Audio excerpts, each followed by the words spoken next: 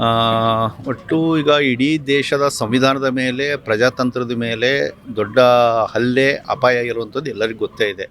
ಆದರೆ ಇನ್ನೊಂದು ವಿಶೇಷ ವಿಚಾರ ಇದೆ.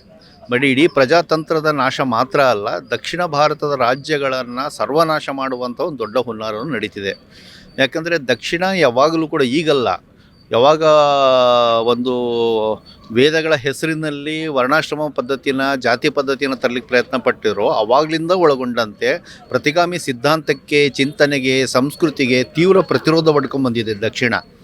ಅದು ಅಷ್ಟು ಸುಲಭವಾಗಿ ವರ್ಣಾಶ್ರಮ ಪದ್ಧತಿಗಾಗಲಿ ಜಾತಿ ಪದ್ಧತಿಗಾಗಲಿ ಅದು ಬಹಳ ಪ್ರತಿರೋಧ ಒಡ್ಡಿದ ನಂತರ ಇದಾಗಿರುವಂಥದ್ದು.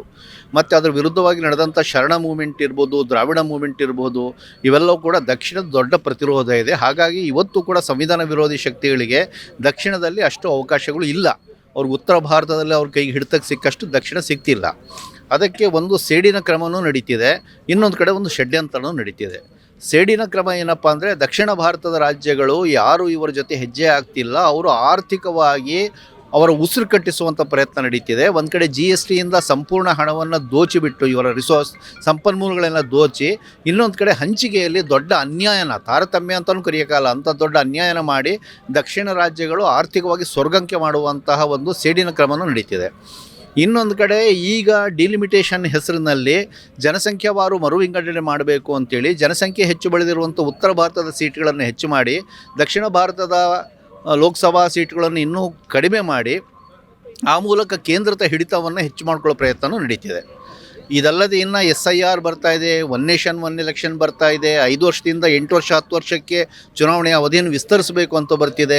ಇನ್ನು ಅನೇಕ ಹುನ್ನಾರಗಳ ಮೂಲಕ ಪ್ರಜಾತಂತ್ರವನ್ನು ನಾಶ ಮಾಡಿಕೊಟ್ಟಿದ್ದಾರೆ.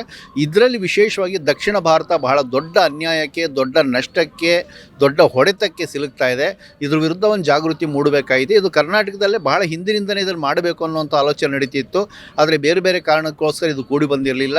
ಈಗ ಒಂದು ಸಮಾಜವಾದಿ ಸಮಾವೇಶದ ಹೆಸರಿನಲ್ಲಿ ಈ ವಿಚಾರ ಇವತ್ತು ಚರ್ಚೆಗೆ ಬರ್ತಾ ಇರುವಂಥದ್ದು, ಮುಖ್ಯಮಂತ್ರಿಗಳು ಇದು ಉದ್ಘಾಟನೆಗೆ ಬರ್ತಿರೋವಂಥದ್ದು ಬಹಳ ಮುಖ್ಯ.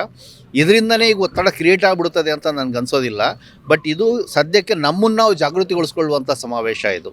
ಈ ಜಾಗೃತಿ ನಂತರ ಹೋರಾಟದ ಮುಂದಿನ ಹಂತಕ್ಕೆ ಹೋಗಬೇಕು. ಅಂಥ ನಿರ್ಣಯಗಳನ್ನು ಈ ಸಮಾವೇಶ ತೊಗೊಂಡ್ರೆ ಆವಾಗ ಈ ಸಮಾವೇಶಕ್ಕೆ ನಿಜವಾದ ಅರ್ಥ ಬರುತ್ತೆ. ಈ ಸಮಾವೇಶದಿಂದ ನಾವು ಕೂಡ ಅಂಥ ಒಂದು ನಿರ್ಣಯ ಹೊರಬರಲಿ ಅಂತ ನಾವು ಎಕ್ಸ್ಪೆಕ್ಟ್ ಮಾಡ್ತಾಯಿದ್ದೀವಿ.